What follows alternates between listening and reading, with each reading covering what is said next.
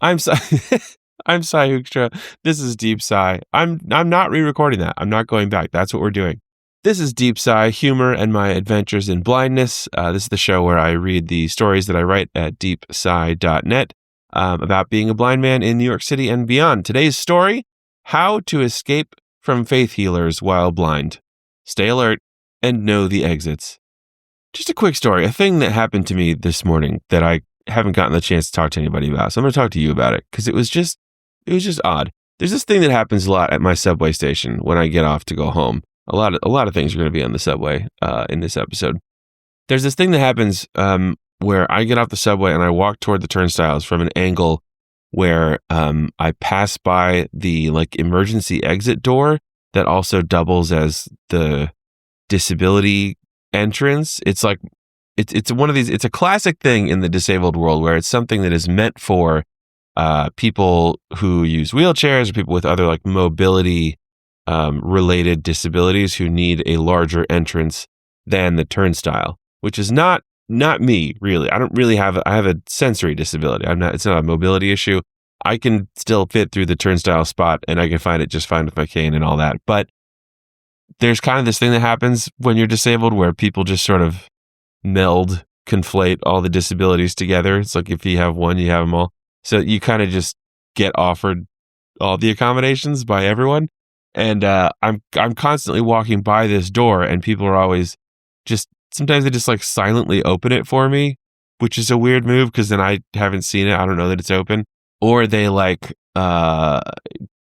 just kind of tell me something. They'll just say something to me like, "Sir, here's the door." And I'll be like, "Oh, yes, thanks. There is a door there. That's a fact about the world. That's true." And I just kind of keep walking to the turnstiles because it's like the direction I have to go anyways. This morning, a guy tried to stop me, tried to physically stop me from going past the disability door, but in a weird way, which was he stuck his arm out in a way that you would if you were trying to halt someone from I don't know, going towards something dangerous or getting in a fight with someone. Anyways, he stuck his arm out, but not in front of my body to stop me. He stuck his arm out in front of my cane and halted my cane, which is actually a way to stop me because obviously if I can't use my cane, I'm not going to keep walking. But I was just a move that no one's ever pulled on me before. And it was really weird. And I needed to tell someone about it. So you're here to listen to stories about being blind. So I figured I'd tell you. Thanks for listening. All right, let's get started with this story today. You'll be healed within 1 year. I had just stepped off the subway and was walking in a stream of people toward the turnstiles to exit when a woman said this out of nowhere from about 2 feet away. Her voice was confident and clear. People who, like me, are both disabled and prone to zoning out on public transportation get used to shaking ourselves out of our thoughts to respond to comments about our bodies. I think most people would find the comments startling. For us, they just come with the territory of being in public. Some of the comments repeat themselves over time and become, if not predictable, at least familiar. I was pretty sure I knew where this was going. God is going to heal you, and you will be able to see in the next year. Oh, okay, I said uncertainly with an awkward smile.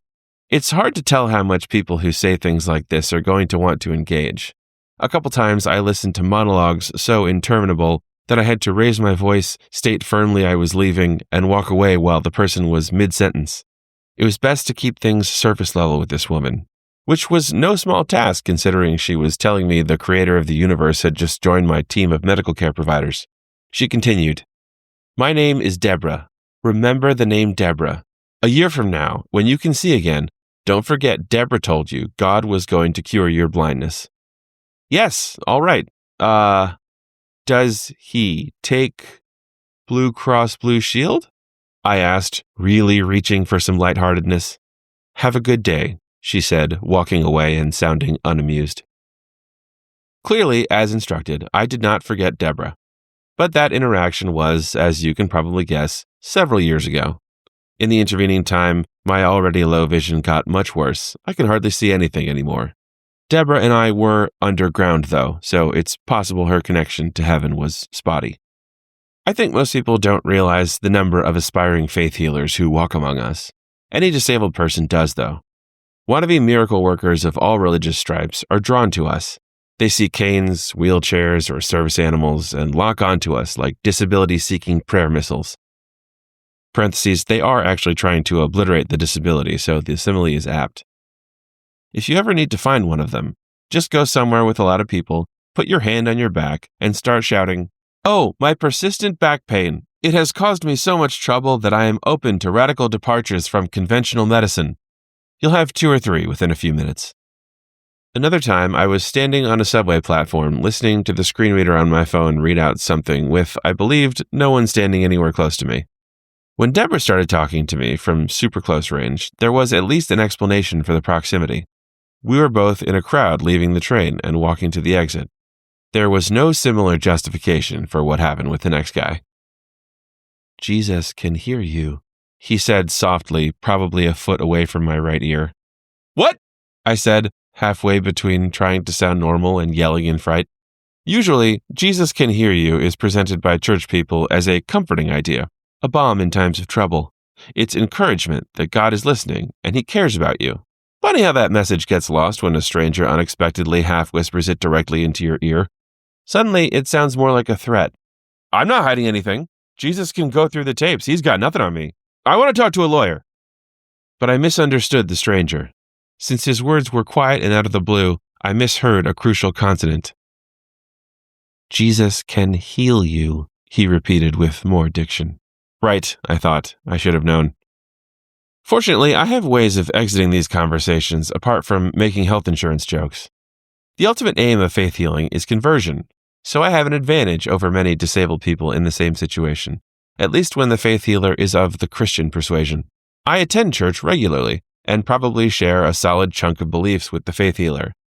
There are a lot of beliefs we don't share, particularly around disabilities and miracles, but if I can just keep it vague enough to convince them I'm in the club, there's a chance they will leave me be.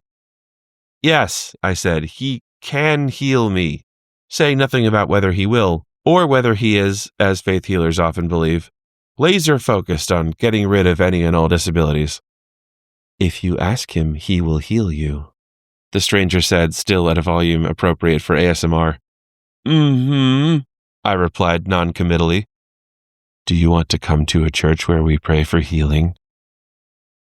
"Oh, thanks, but I already have a church, actually. Yeah, I go all the time," I said, grateful for the opportunity to bring this up. "Do they pray about healing?" he asked. They definitely pray." No response. And also, I bet if I asked them, maybe they would?" He responded, unimpressed.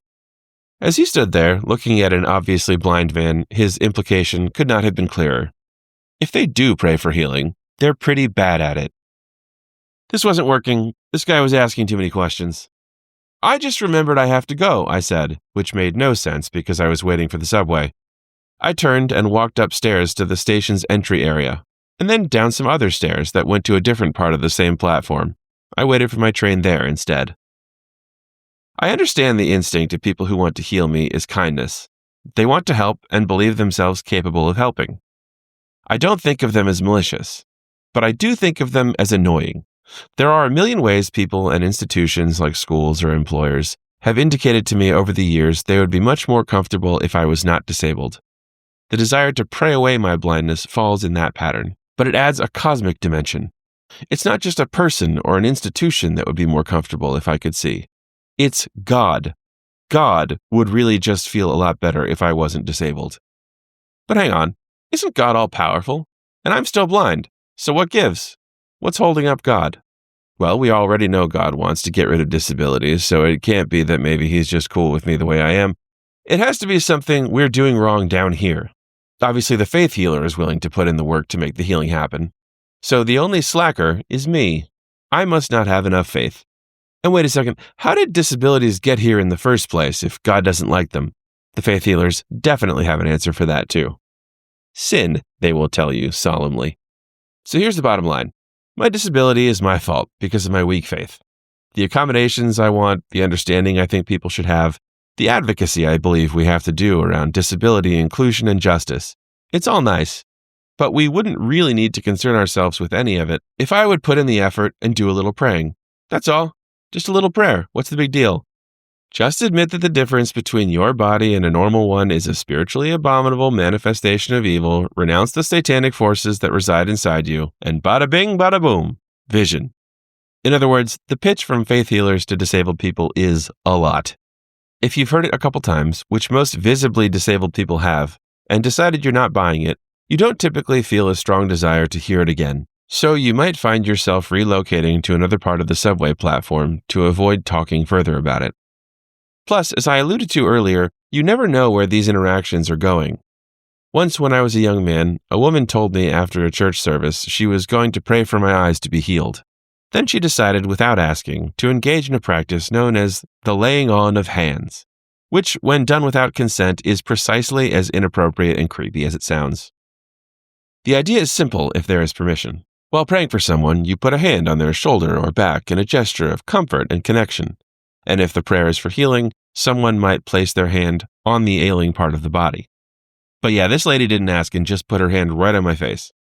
I have no idea what she said during her prayer or how long it lasted.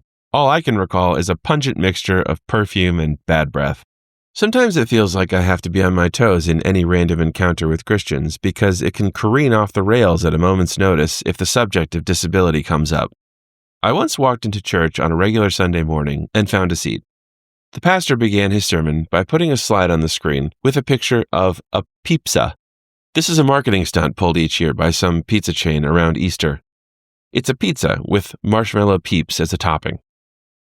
The pastor asked, "Have you ever seen two things that just don't go together, where seeing them together makes you want to throw up?" Well, he went on, your reaction should be the same when you think about God and disabled people. Since, we're basically sin incarnate.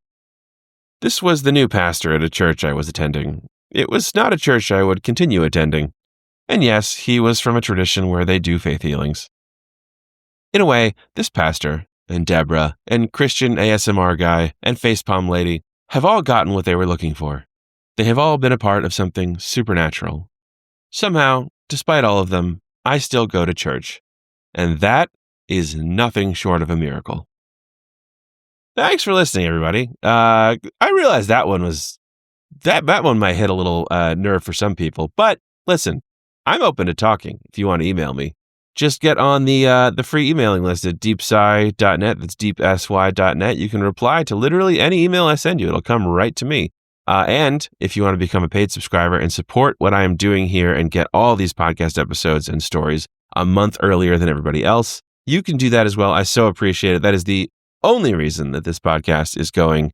And I do need more people to sign up if I want it to continue to go into the future. Thank you so much to everyone who has already signed up. If you cannot do that at the moment, that's completely fine. But a way that you can help, apart from signing up for that free list, is sharing this show with people, word of mouth or on social media or whatever.